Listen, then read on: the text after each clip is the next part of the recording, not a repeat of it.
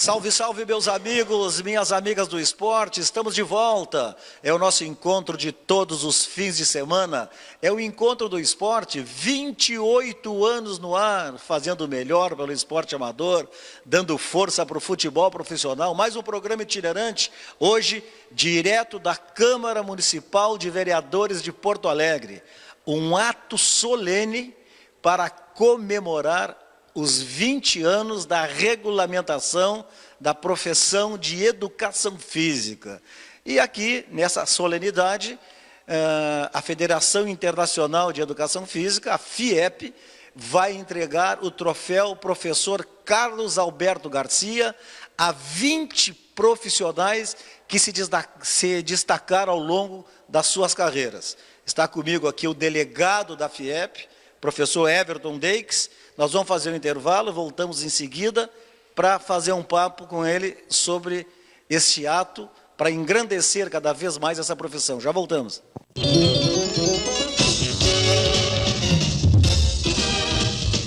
Tá certo, então, estamos de volta com esse ato solene para comemorar os 20 anos da profissão de educação física. Professor, uma bela ideia que eu me somei a ela, mas tenho que te dar os louros pela iniciativa. Que isso, Bosco. Mas eu quero agradecer aqui, desde já, a tua participação, sempre apoiando nós da FIEP, por esse evento. No primeiro momento que eu vim aqui conversar contigo, tive a ideia e prontamente tu abriu as portas da Câmara aqui para nós. E tu que me abrilhantou a ideia, dizendo, não, Deixes, nós vamos fazer um ato solene para esses 20 profissionais. E são 20 profissionais que se destacaram em Porto Alegre, durante esse período de 20 anos, né, da nossa regulamentação do profissional de educação física. Então, tu está de parabéns por abrir as portas para os nossos profissionais de educação física aqui na casa. Vamos falar um pouquinho da FIEP, a Federação Internacional de Educação Física, que durante muito tempo o professor Wilson Bagatilho foi o delegado, que será um dos homenageados aqui, E agora ele passou o bastão por Deixes. Vamos falar um pouquinho da FIEP. Que bastão pesado esse, Bosco. A FIEP, nós já estamos aí com 95 anos de história no mundo, né? Tudo começou da Bélgica e um grupo de brasileiros levaram 48 dias para atravessar esse oceano, em 1923. E desses brasileiros tinha o Jacinto Targa, gaúcho. Professor Targa. Exatamente. O professor Silvio Raso, de Minas Gerais, Antônio Boaventura, de São Paulo, e o professor Colombo, do Rio de Janeiro. Esses 4 pioneiros, então, chegaram no Brasil dia 13 de agosto de 49, que hoje estamos com 69 anos aqui no Rio Grande do Sul, a nível de Brasil, a FIEP. E de lá para cá, uma série de ações, o professor Jacinto Targa também foi delegado do Brasil, começaram a expandir a FIEP e as suas ações pelo Brasil e pelo mundo. E aqui no Rio Grande do Sul, depois do professor Jacinto Targa, o professor Remo John, que fez excelente trabalho pela PAI, em Torres, passou o bastão então para o professor Wilson Bagatini, que ficou por 25 anos como delegado, fez grandes eventos, organizou a nossa casa aqui. Tinha um evento muito forte, Circuito Cone Sul, que era organizado no Colégio Boconceiro. 25 anos ele ficou? 25 anos ficou como delegado aqui. E após o professor Wilson Bagatini assumir então, com muita honra, muita satisfação, essa função na nossa regional como delegado. Os 20 nomes, né? Muitos outros poderiam ser escolhidos, mas nós vamos combinar que todo ano nós vamos fazer uma igual a esta de hoje, para homenagear outros tantos profissionais que se dedicam nessa arte que é cuidar da saúde das pessoas. Topado? O Bosco, já está certo isso, tá? Tanto que quando nós começamos a listar os nomes, é muita gente, tem muito profissional qualificado. E quando tu falou agora que nós estamos cuidando da saúde, nós cuidamos da saúde do bebê, da criança, do adolescente, do adulto, da terceira idade. Olha o quanto o profissional está envolvido com o ser humano, em todas as suas fases. Então, o ano que vem já está certo. O ano que vem é nossos 70 anos da federação aqui no Rio Grande do Sul. Nós vamos ter um jantar comemorativo, nós vamos lançar a medalha de 70 anos e mais 20 profissionais vão ganhar essa medalha. Mais um ato solene aqui na Câmara. Com certeza, vamos estar contando com o Bosco novamente. E esse trabalho, assim, das pessoas, e eu sempre perguntava para o professor Garcia isso, Garcia, me explica como é que as universidades formam professores de educação física e como é que se trabalha sem ter a profissão regulamentada. Deveria ter sido lá atrás difícil isso. Bosco, eu sou moderno na área, né? Eu sou formado pela Ubra Canoas em 2005, mas eu me lembro na minha infância que eu não tinha aula com profissionais de educação física, tinha aula com brigadiano. Era um brigadiano no colégio estadual em São Cepé, perto de Santa Maria, que eu sou natural de Santa Maria. Ele dava aula para nós de basquete, de handebol, de futsal, porque não tinha o profissional. E nas escolinhas de São Cepé e de Santa Maria também não existia o profissional de educação física. Porém, eu tive 2 profissionais muito fortes na minha memória, que fizeram um excelente trabalho comigo, não somente a nível técnico, mas como cidadão, que é o principal formação do profissional. E o que me baseou para eu querer ser profissional de educação física. E a partir de 98... Quem são eles? O professor Gilmar e a professora Lenise, ambos de São Cepé. Um de handebol e o outro de futsal. E a partir de então, em 98, o qual o professor Garcia fez parte, assim como o professor Manuel José Gomes Tubino, o professor Jorge Sterrilber, hoje presidente do nosso Confef, o professor Almir Grum, presidente da FIEP, eles fizeram parte, então, dessa regulamentação, desse trabalho árduo da Lei 9696 de 98.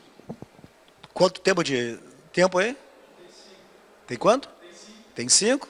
Vamos continuar então, tem 5 minutos, nosso papo está fluindo pra caramba, né?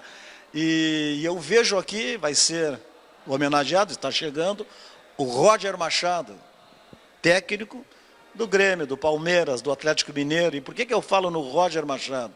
Porque ele é um símbolo daqueles ex-atletas, tipo Filipão, Tite, que se preocuparam em se qualificar e fazer o curso de educação física. Exatamente, eu conheci o Roger em 2012, trabalhei no Grêmio na pré-temporada em Bento Gonçalves, a convite do professor preparador físico na época, o professor Paulo Paixão, e me aproximei do Roger. Ele estava estudando educação física na Sojipa, então nós trocávamos muito conhecimento, muitas figurinhas ali. Ele com a parte prática dele, que ele tem, que é um fenômeno, sabe muito, e eu com a minha parte teórica, e nós íamos construindo uma educação física ali. E a partir dali nós fizemos uma amizade. Hoje eu digo para ele, eu tenho meu time aqui no Rio Grande do Sul e tenho o time do Roger também. Onde ele anda, eu torço por ele. Um grande camarada, um grande amigo. E vai estar aí hoje conosco, sendo homenageado também. Deixa uma mensagem aí para esse pessoal, para dizer que é importante cuidar da saúde, que é importante malhar, se mexer, né? Poder, né, ter um orientador, um personal ou alguém capacitado.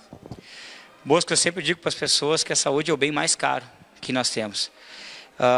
Depois do nosso filho, é o tesouro maior, é a nossa saúde. E se nós não cuidarmos agora, amanhã, daqui a 10 anos, nós não vamos ter a mesma idade. O nosso organismo não vai estar o mesmo. Então precisamos cuidar desde agora, procurar condicionar cada vez mais o nosso físico, preparar a mente para as nossas atividades do dia a dia. E a educação física, a atividade física nos fornece isso. Sempre com um profissional de educação física registrado pelo Conselho Federal. Mais uma vez, então, parabéns ao professor Everton Deixes, que é o delegado da FIEP, do Rio Grande do Sul, Federação Internacional de Educação Física, pela proposta de reconhecer a qualidade pessoal e profissional de 20 colegas, né, colegas de educação física, nesse ato solene aqui na Câmara de Vereadores, comemorando 20 anos da regulamentação da profissão, tá certo? Vai rodar a vinheta, entra intervalo e nós vamos continuar aqui. Tá certo, então, estamos de volta, direto da Câmara de Vereadores de Porto Alegre, ato solene para homenagear 20 profissionais de educação física nos 20 anos do reconhecimento da profissão. Que alegria, meu amigo, meu parceiro, e eu torço muito assim, quando o cara tem uma visão macro da situação, jogador consagrado, mas sempre pensando no depois da bola, e foi estudar educação física. Técnico Roger Machado, que bom te ver, cara, parabéns pela homenagem. Obrigado, Bosco, é um prazer estar falando contigo, porque a nossa proximidade não é de agora, né? Acho que faz mais de 25 anos, ou pelo menos 25 anos que a gente... Tu era lateral ainda. Quando eu ia no teu programa aos sábados... Na TV Guaíba. Que teu diretor, que teu produtor ia lá na porta do estádio esperar a gente, e para que a gente pudesse participar do teu programa, mais de um programa que marcou geração. Fala um pouco aí, quando é que tu decidiu mesmo, bom, eu tenho que me qualificar, preciso estudar educação física? Então, eu entendi a bolsa, que a minha parte prática, como prático efetivamente dentro do campo, quase 20 anos jogando futebol, me dava uma parte importante e fundamental da minha trajetória, né? Mas que se eu desejasse me tornar treinador posteriormente, eu teria que, de uma certa forma, teorizar tudo aquilo que eu fiz dentro do campo, né? Porque eu aprendi muita coisa com meus mestres, né, que foi muito importante, muita coisa que até hoje é atual, que certamente esses profissionais aprenderam com seus mestres também através da prática, mas que era importante essa atualização, né, e teorizar tudo aquilo que eu vivi dentro de campo, né. Para mim foi determinante, né. Não foi a parte do futebol, né, foi a prática que me deu aos longos de 20 anos. Porém, o que eu aprendi de pedagogia, né, de treinamento, né, de metodologia, de biologia, de fisiologia, isso aí eu consigo hoje, de uma certa forma, na prática, colocar todos os ensinamentos que a academia me deu. Tu parasse de jogar e foi fazer o curso, ou paralelo a isso tu fez o curso? Eu parei, eu tentei ainda jogar um pouquinho em 2009 nos Estados Unidos, no DC United, mas a minha coluna já não me deixava mais. Mas antes de ir para lá, eu prestei vestibular, né? Eu pensei, poxa, se eu chegando lá, eu não consegui dar continuidade, eu volto, né, inicio a formação como educador, né. De fato, eu cheguei nos Estados Unidos com menos 17, a coluna recém-recuperada, os campos de grama fechados e treino sintético. Uma semana minhas costas estavam destruídas novamente. Daí eu voltei e iniciei a carreira, mas não iniciei antes porque é difícil conciliar as duas coisas nessa andança toda da gente no futebol. Mas já tinha a ideia fixa na cabeça do que eu queria fazer depois. Quanto tempo de Grêmio, Roger? Foram 12 anos ao todo, né? 2 anos na base. Profi ou base em tudo? 2 anos na base e 10 temporadas, né, como jogador profissional, 505 partidas. Sempre titular? Algumas vezes que eu fiquei no banco, vindo de lesão, mas depois tomar uma posição. Em alguns momentos eu recordo que não tinha nem substituto. Mas por opção do treinador fui uma vez durante 20 minutos em 2003 que o Adilson, né, quis experienciar e colocar o Miguel na lateral esquerda, mas com 20 minutos contra o Paraná ele me retornou como titular. Então, assim, por opção do treinador foram 20 minutos de 10 anos. Quantos títulos? Vamos recapitular esses títulos aí. A Copa do Brasil, né, de 94, que eu atribuo ela a base de tudo, né? O Grêmio subiu 15 ou 19 meninos, né? Fez quase que uma peneira no profissional e garimpou alguns de nós que fizemos isso. Quem vingou junto contigo? O Darley subiu um pouquinho antes de mim, já em 93, foi campeão gaúcho com o Filipão, depois junto dele o Miguel, o Arilson, o Jamir um pouquinho antes, o Groto que já estava, a Arilson, já falei. Mas só fera, né? Emerson. Goleiro ou o volante? O Emerson já estava, o volante, que depois o meia que se transformou em volante, né? Eu como lateral esquerdo, né? O Andrezinho Vieira, que era o amuleto, lateral direito, volante. Não me recordo alguns outros, mas ainda tiveram 2 ou 3. Aí em 94, Copa do Brasil. E depois? Daí em 95 o Campeonato Gaúcho, a Libertadores, 96 o Campeonato Brasileiro, 97 Copa do Brasil novamente. Sei que ao todo foram 4 Copas do Brasil, né, o Campeonato Brasileiro, a Libertadores, 5 regionais, né, antes de 10 anos, não vou precisar quais foram os anos. Alguns torneios internacionais, né, o vice-mundial, né, pro Ajax, e esses torneios de verão aí que se disputavam antigamente no meio do ano, ou no início de ano de pré-temporada. Teve seleção brasileira também, não teve? Teve no princípio, acho que em 94, acho que mesmo eu fui convocado no princípio de 95, ainda pelo Zagallo ou pelo Parreira, se não me recordo. E posteriormente isso eu fiz uma Copa América com o Filipão e alguns jogos da eliminatória fui convocado também por ele já em 2001, no início do trabalho dele. Depois do Grêmio, direto Fluminense? Japão, 2 anos. Japão, aonde lá? Viseu Kobe, né, na cidade de Kobe. Para juntar só o dinheiro, né?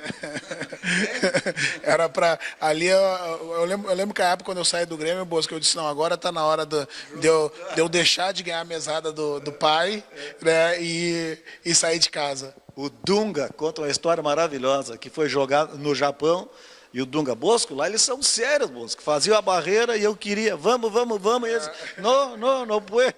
Não, é verdade. A seriedade é algo, né, impressionante, né, nos jogadores, por consequência, né, no país inteiro. Né? Né, porque agora estão malandros também, né?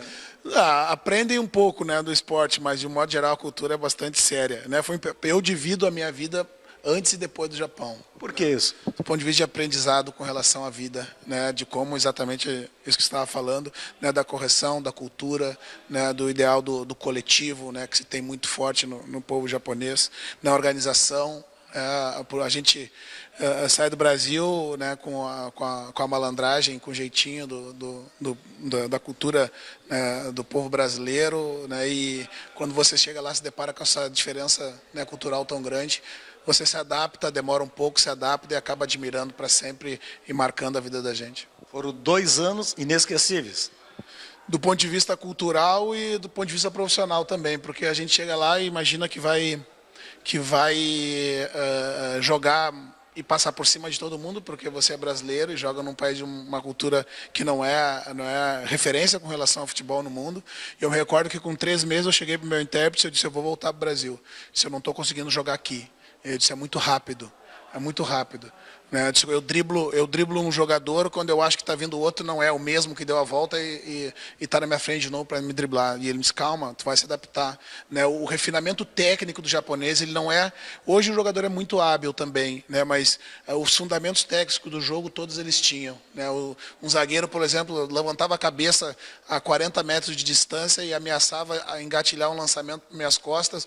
O atacante fazia a finta e eu disse, eu não vou correr, cara, essa bola não chega. E a bola chegava pesada nas minhas costas, entrava e alguém me disse, eles batem bem na bola. Se tu não correr, a bola vai entrar nas tuas costas.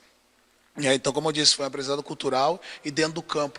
Também porque, como o futebol está se desenvolvendo ainda no país, muitas culturas de futebolística diferentes, né? Eu fui treinado por um tcheco, depois por um japonês, por um brasileiro que foi o Leão que teve lá, mas também enfrentei espanhóis, alemãos, italianos, né? Então era uma mistura, um mix de cultura que me deu muito ensinamento para essa carreira agora de treinador. Bom, aí depois dos 2 anos no Japão, Fluminense, aí sim. Sim. Retornei, foi o primeiro momento com 30 anos que eu imaginei que eu pudesse parar, né? Eu já tinha enchido um pouquinho o bolso, né? Eu já tinha conseguido, né, um pé de meia ali que pelo padrão de vida que eu vivia, acho que me garantia uma relativa estabilidade. Vamos combinar o seguinte, que tu é do time do Casimiro e do Baidec, que vocês juntaram tudo, meu. Eu não conheço o Casimiro, o Baidec eu conheço bem. Casimiro é muito pior. O Baidec, o cara dizia que o Baidec comprou apartamento no Juvenil. Claro, é verdade. É verdade isso, mano. Verdade e mais. E ele morava em frente ao Olímpico, não tinha treino de manhã, o Baidec levantava às 7 horas, ia no Olímpico, tomava o café, voltava, dormia, voltava ao meio-dia para almoçar, cesteava e às 4 era o treino. Então eu me recordo que eu passei a minha carreira inteira sendo chamado de pão duro. Eu disse, eu não sou pão duro, eu sou econômico. Vamos fazer o seguinte, a gente conversa daqui a 10 anos e vamos ver quem é que tem razão. Bom, e aí, no Fluminense, o técnico quem era? No Fluminense foi o período que eu mais tive técnico na minha carreira, Bosco. Eu fui treinado pelo Renato, né? Quando tu chegasse lá? Não, quando eu cheguei lá, o treinador era o Ivo Wortmann. Quem me levou para lá foi o Ivo. Depois... Já te meteu de quarto zagueiro ou lateral? Não, na verdade, quem me colocou de quarto zagueiro foi o Marcelo, o lateral esquerdo do Real Madrid. Ele estava subindo. Depois do Ivo, se eu não me engano, acho que nesse período, num período muito próximo, o Josué Teixeira, que era um treinador da base, veio como auxiliar e já tinha sido treinador da base do Fluminense. E quando ele chegou, ele disse, Roger, eu estou subindo o Marcelo, né, que eu trabalhei com ele lá embaixo, ele é muito bom. E eu te aconselho tu já está com 33 anos, acho que é um momento importante tu mudar de posição, né, para garantir mais alguns anos, tu tem experiência, né, conhece a função ali de trás. Daí eu disse, não, deixa eu ver primeiro esse menino aí, vamos ver se eu não consigo medir força com ele.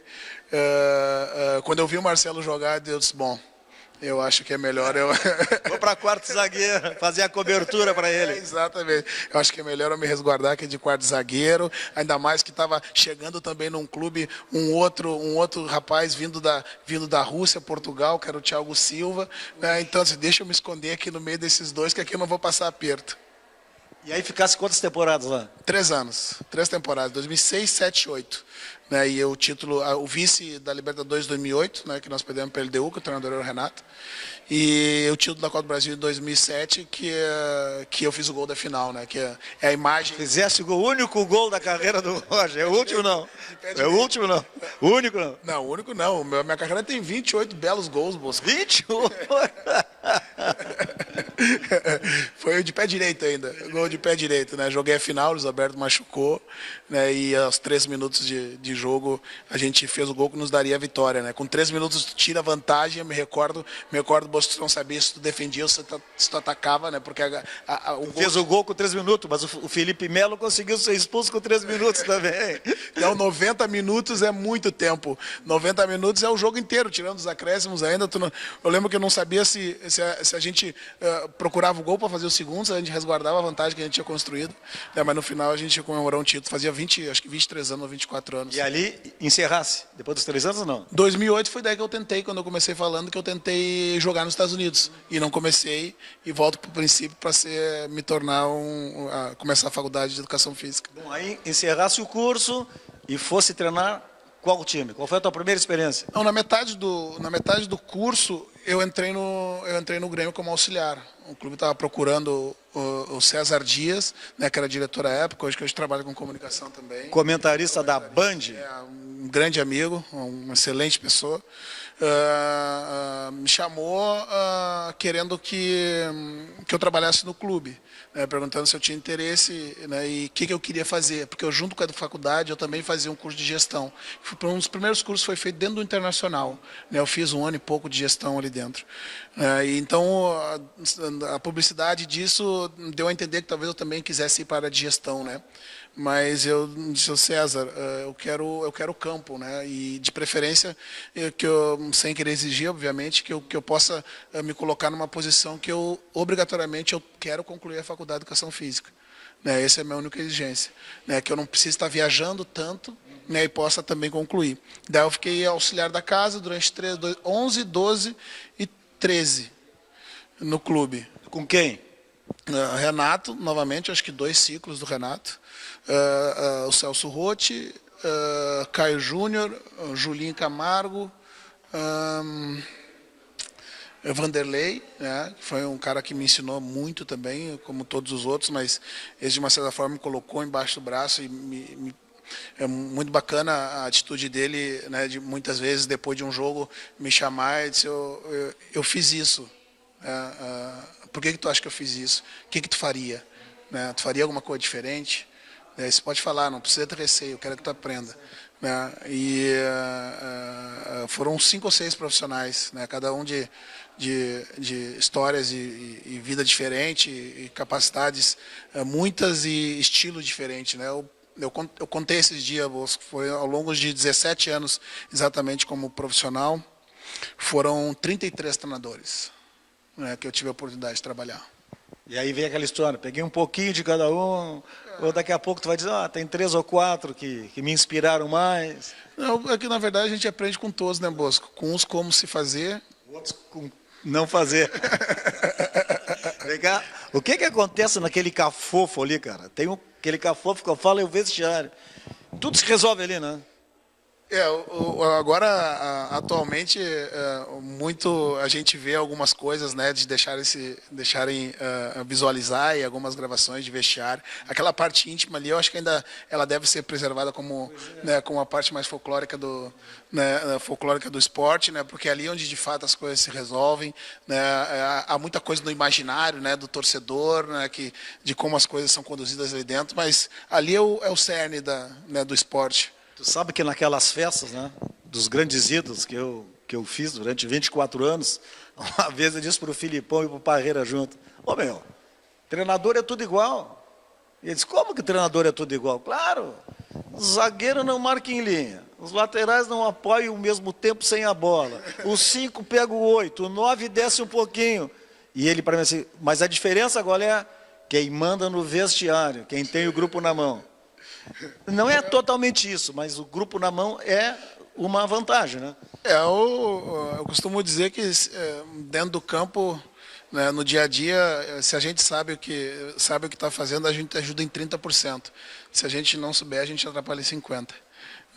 Mas se atribui um peso muito grande e importante, né, a questão da gestão, porque, né, de fato, né, você conseguir gerir bem e mobilizar e engajar o jogador, né, é a parte importante do trabalho. Mas, claro, o campo nada substitui. Né, existem várias formas e metodologias cada vez mais modernas de se fazer o jogo.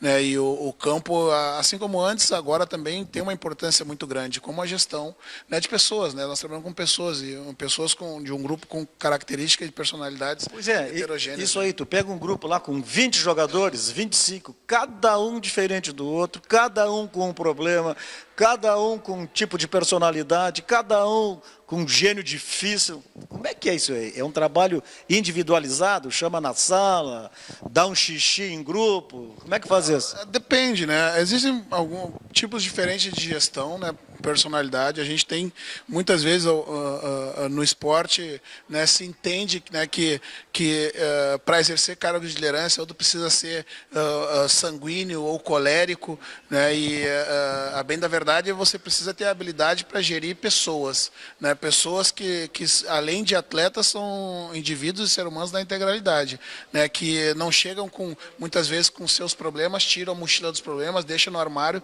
e vão para o campo treinar e depois pegam novamente.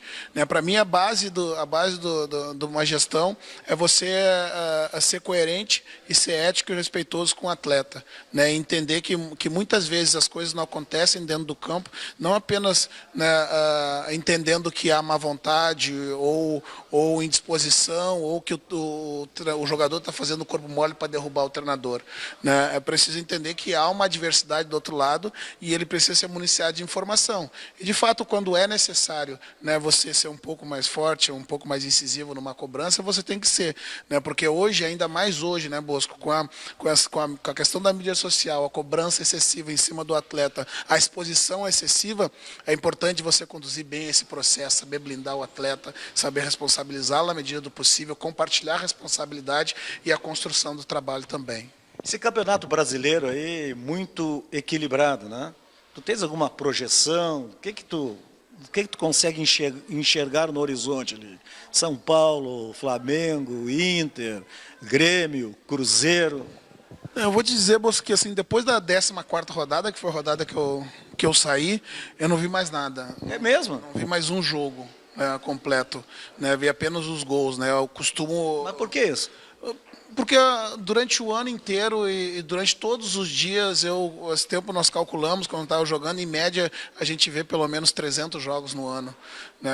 Porque tu vê 2 ou 3 jogos do adversário seguinte que tu vai jogar, além de rever o teu. E o boleiro gosta disso, quando tu senta lá, olha aqui, hoje vamos assistir o jogo do nosso adversário. Não, mas tu não passa, hoje não se passa o jogo inteiro, né? Você pega só os melhores momentos é uma equipe só para isso, né? Sim, hoje sempre teve, né? Mas hoje tem com um departamento específico que lida com análise, que faz a gestão desse material, entrega para o treinador, e aí sim, a gente sabe que é difícil você prender a atenção, né, de um grupo de indivíduos, de pessoas por muito tempo. Então você tem que saber compilar as imagens, né, o que é importante de fato, tanto do seu time quanto do time adversário, e passar para o atleta e discutir, expor, né, discutir, compartilhar estratégias para o jogo, né, e determinar, escolher qual a melhor formação que vai para campo.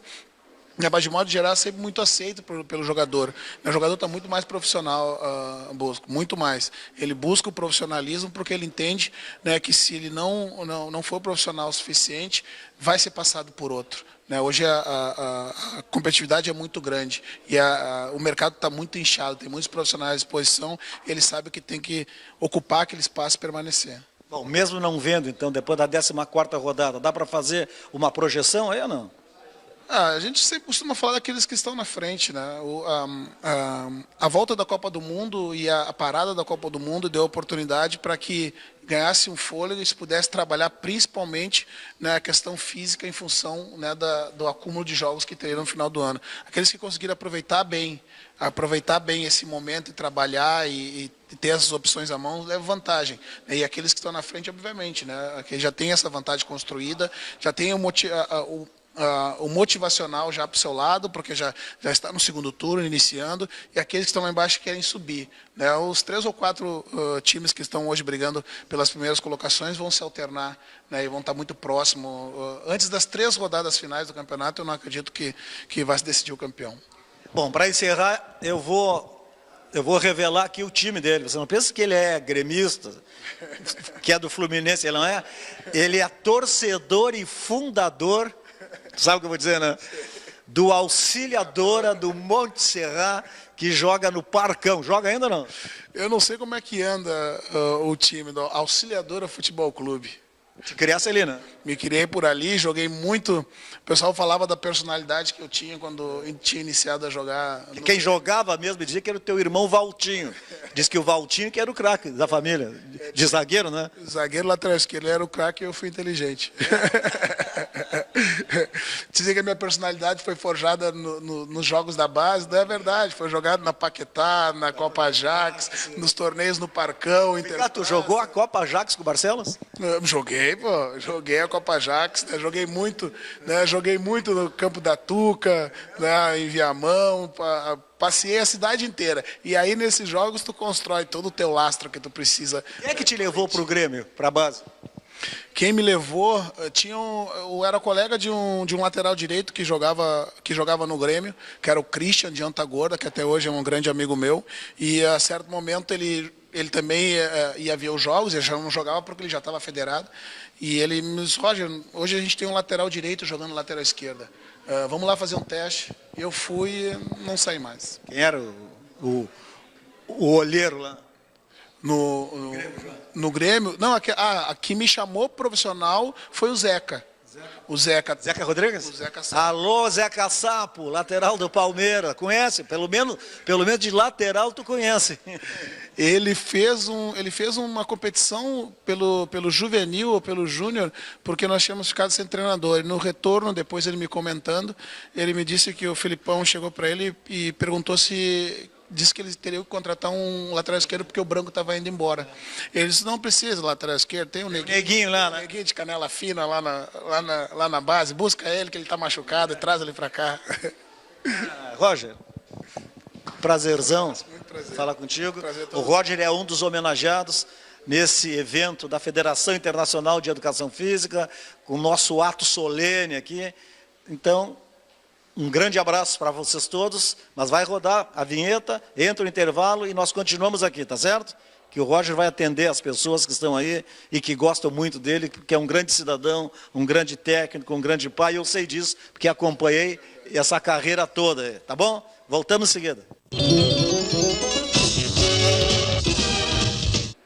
Tá certo, então, mais um homenageado, 20 anos da regulamentação da profissão de Educação Física, professor Hélio Carraveto, diretor de Preparação Física do Internacional, mas nós vamos falar aqui um pouco da profissão de professor, de profissional de Educação Física. Exatamente. Eu venho aqui como professor de Educação Física, João Bosco. Depois de passar quase 2 décadas em escolas estaduais, escolas particulares e na Universidade Federal e no IPA. E em várias universidades, onde eu trabalhei com cursos de pós-graduação. Então, eu agradeço muito essa oportunidade e louvo muito essa iniciativa, que é a celebração ao ato de educar. Eu acho que para esse momento que nós estamos vivendo, nada melhor do que celebrar o ato de educar. Agora, para quem tem todo esse teu currículo aí, como é que era antes? Lecionar, formar, e aí a profissão não era reconhecida, regulamentada. A educação física, quando comecei na educação física, eu comecei a título precário. na Escola Normal em São Sebastião do Caí, justamente para substituir um militar que ocupava o cargo de professor de educação física naquele período, porque nos anos 70 que as faculdades de educação física começaram a ter um impacto maior relacionado ao ensino. Então, naquele momento, o mercado era mais amplo. E no momento que foi instituída as 3 aulas semanais nas escolas estaduais, então a oferta foi muito maior. Então nós aproveitamos, eu estava entrando na educação física naquele momento e iniciei como professor estadual, a título precário, com 17 anos, na Escola Normal em São Sebastião do Caí. Nesse tempo todo, assim, da profissão de profissional de educação física, a educação física, obviamente, que a tecnologia avançou muito nessa área, como avançou na medicina. E a ciência, o estudo, a pesquisa na educação física? Eu vejo assim, Bosco, a ciência, tanto a ciência da educação como a ciência do esporte, ela evoluiu muito. Mas eu acho que o professor, como eu falo em relação ao treinador, o treinador ou o professor, o treinador não deixa de ser um professor, porque ele trabalha dentro de um processo de ensino-aprendizagem. Então, ela está muito mais relacionada à sabedoria, à inteligência, à percepção, à tua capacidade de entender o outro, do que praticamente assim a ciência. A ciência te dá a fundamentação. Mas se tu não tiver essa sensibilidade pedagógica, essa vocação pedagógica, tu não atinge o que é mais importante, a alma do outro, a alma do aluno. Isso é fundamental. Como é que funciona hoje? Tu que és o coordenador de preparação física do Internacional, um simples exame de sangue mostra o quê? Nós, dentro dessa área da coordenação da preparação física, nós trabalhamos a coordenação da performance, Bosco, nós trabalhamos com várias áreas do conhecimento, tanto na área da medicina, quanto na área da fisiologia, a fisioterapia, a nutrição tem avançado muito, a área da psicologia. Então tu realiza um trabalho interdisciplinar. Mas mesmo com o avanço da tecnologia, que nós hoje utilizamos muito os recursos tecnológicos como mecanismo de coleta de dados, mas esses mecanismos tecnológicos, por mais que ele avance, se não estiver a presença do homem, a sensibilidade do homem com base numa fundamentação, com base nas ciências humanas, esses dados passam a ser muito mal aproveitados. O mais importante, tu tem que ter os dados para poder atingir, fazer com que o atleta possa entender. E ao mesmo tempo tu trabalha em cima da conscientização do atleta, que isso é o aspecto mais importante. Então a tecnologia vem avançando, mas as relações, os processos de relação e o processo da gestão humana, ele passa a ser fundamental, se não primordial. De que maneira que vocês conseguem, assim, na preparação física, visualizar que determinado atleta está esgotado, que ele precisa ficar fora um jogo, 2 jogos? Hoje hoje nós temos vários recursos. Hoje cada treinamento o atleta utiliza um GPS. E esse GPS te dá todas as informações. Muitas vezes nós podemos ter 50, 60 tipos de informação. Então nós selecionamos estas informações.